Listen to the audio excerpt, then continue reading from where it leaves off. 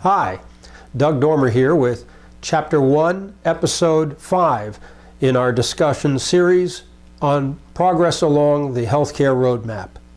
In this episode, we'll talk about a 4-quadrant analysis, a method of kind of quickly getting a sense of where your organization, your community, or for that matter, the industry is in its progress along the healthcare roadmap, and indeed as we think about achieving the quadruple aim.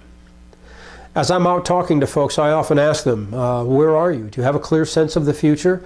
And there's a lot of concern there. No, we don't really have a clear sense, but we have a general sense. And I think we've talked about that in an earlier episode when we talked about the learning health system.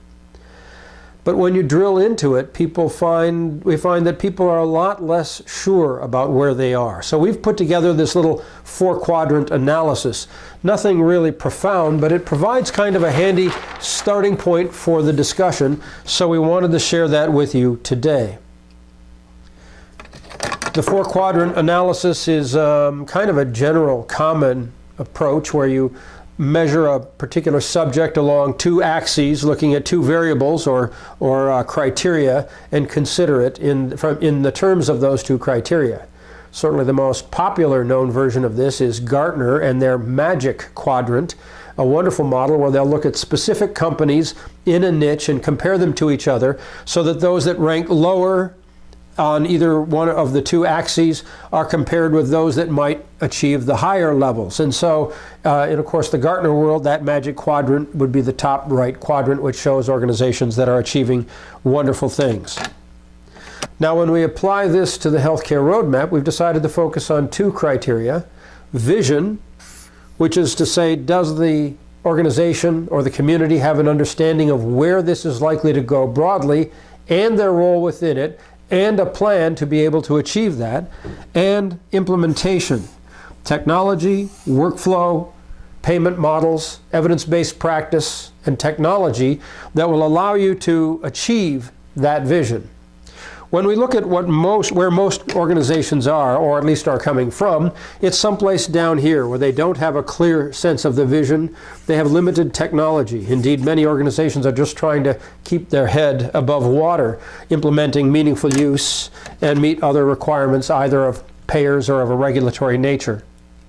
We do begin to see organizations that are getting a clear sense of the vision of where they want to be and where they are going to need to move, particularly, for example, at the intersection of behavioral and physical and moving towards social services, in the areas of patient engagement, in the areas of collaboration and accountability and increased activation of patient participation. We begin to see some interesting things going on in terms of a vision. The one that surprises me is we see a number of organizations that are actually fairly far along in an implementation view, usually because they're responding to tactical requirements either of a regulatory or of their payers along the way. In this case, what's interesting is that they may actually be doing some pretty good things, but they don't do it as a part of a strategic vision. They do it because, well, I have to meet meaningful use. I have to get 10% of my people using a patient portal. I don't really have a sense of what that might do for my overall practice. It's a requirement. I must check the box. So the real interesting opportunity is where do we find people who both have a vision and have the implementation either in hand or at least in process. And we're beginning to see, not as many, but we're beginning to see some really interesting organizations up in this area. Now, in the next episode, the last episode in this first chapter, we will focus on one particular state and what it's doing and how it is expressing a vision and then in the process of implementing technologies that will take it there, technologies, workflow, payment, and policies.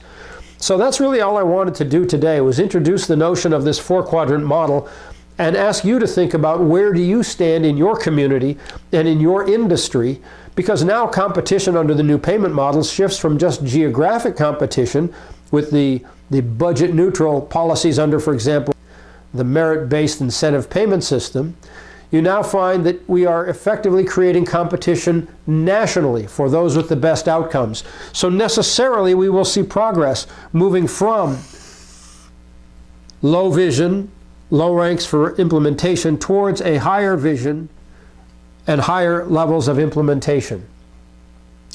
That's it for now. I look forward to continuing this discussion as we move to the final episode in this first chapter, and then after that we'll move into payments and talk about show me the money. That's it for today. Thank you.